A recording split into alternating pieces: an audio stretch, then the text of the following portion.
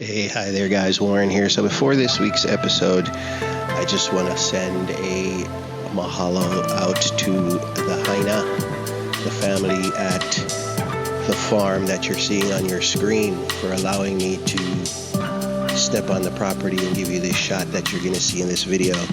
And oh, by the way, you tour bus drivers, swing a couple bus loads by.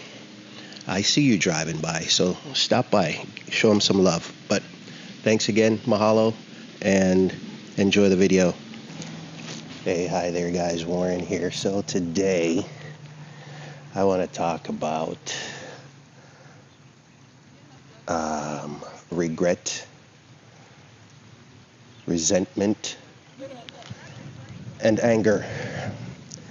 And I want to talk about it in that order and why, because some might find it first world problem, and it is a first world problem, because the other day while watching soccer, I started being really in a very regretful mode, regretting not having the opportunity in high school to continue possibly pursuing that and track, because I did them both. Now, disclaimer, clearly I wasn't good enough to be a starter. I will not tell that tale out of school, as they say. I wasn't good enough to be a starter, but I was good enough that if I was encouraged and pursued it, I thought, or I think, I would be pretty good at it. And that's clearly my opinion. Some would argue that it differs. And then I found that regret, I ran the 4x1 and the 4x100 relay and the 400, and I played striker in soccer. But anyway, and then that regret started bleeding over into resentment. I started resenting the decisions that my family made that, in my opinion, uprooted us from Jamaica. So there's the backstory. And moved us to the United States. And bear with me, because there's clearly a point to be made here.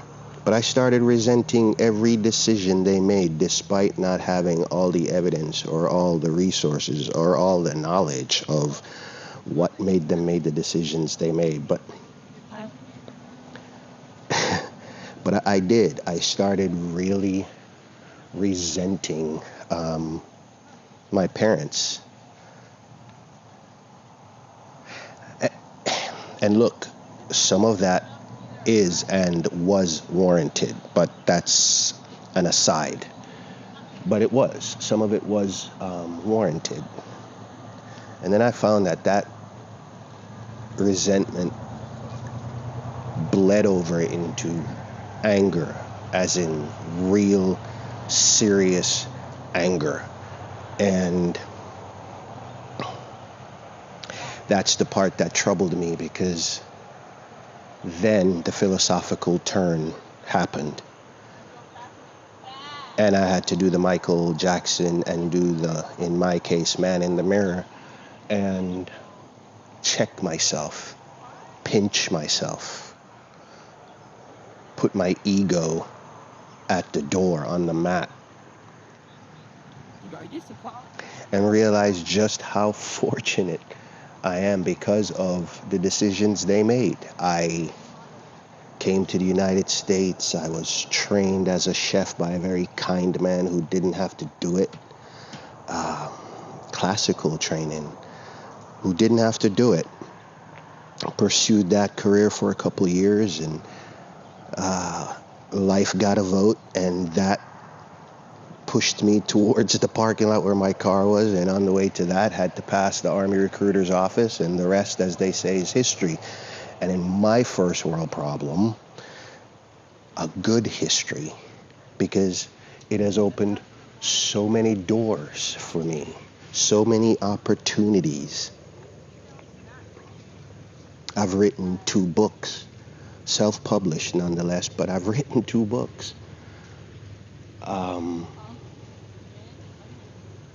my boys, though men and though fractured relationships, are successful in their own right. They're not a burden to society. So many little things that I was just unwilling to see or was willing to shelve, to pursue, or to dwell in the past. And I often say the past is a place of reference, not a place of residence, but so often we do it. And I found myself doing it the other day. By the way, my team clearly is Jamaica, didn't make it. And then secondary to that is Argentina. Say what you want. I'm just saying, I've always been my team ever since the days of Diego Maradona, for those who are old enough to even know who that is. But I mean, so many little things, and here I was feeling sorry for myself and being resentful to my parents. Again, despite though some of those may be warranted because of other things that came about because of that. But I mean, I'm so fortunate. I'm so fortunate. I currently live in a very beautiful, beautiful state, as regulars to the channel knows. You can see in the backdrop, those are the cool owls. And if you can, I think you can see the H3, which is one of the 3 major highways here, federal highways, in a state that by length is 32 to 36 miles. Don't get me started. Anyway, first world problems, right? But I mean, I was, look at where I live. And I was willing to put that on the shelf, to be resentful. And then here comes the secondary philosophical turn. How many Warrens are there out there doing that? I mean, really, how many?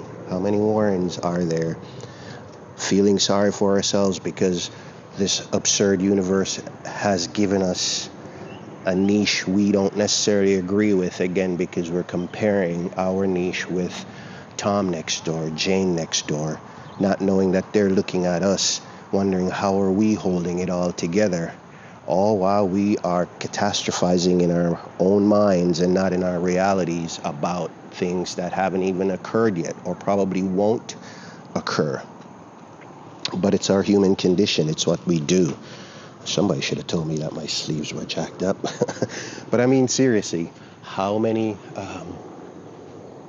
Warrens are out there feeling sorry for ourselves?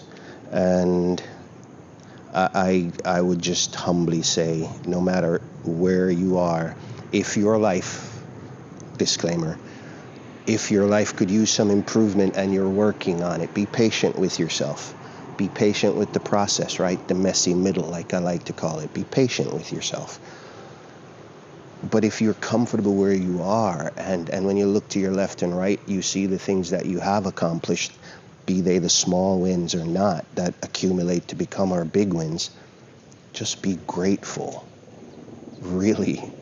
I do so many episodes where I mention that, but it sounds so much like a cliche thing to say, but at the end of the day, at its core, if we start with that, I think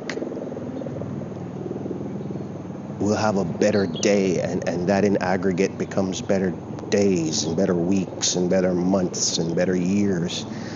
I used to have a soldier, a junior, who would say to his battle buddies, this is what we call each other, everybody had to have one. You didn't have to have one, it was the practice to not go anywhere alone. And so we called that person or persons battle buddies. And he would tell his battle buddies, he'd say, "Bat, the day will end." And I used to hear him say that, and I used to think, yeah, it will. But I mean, deeper, it will end. Stretch that into whatever we're going through,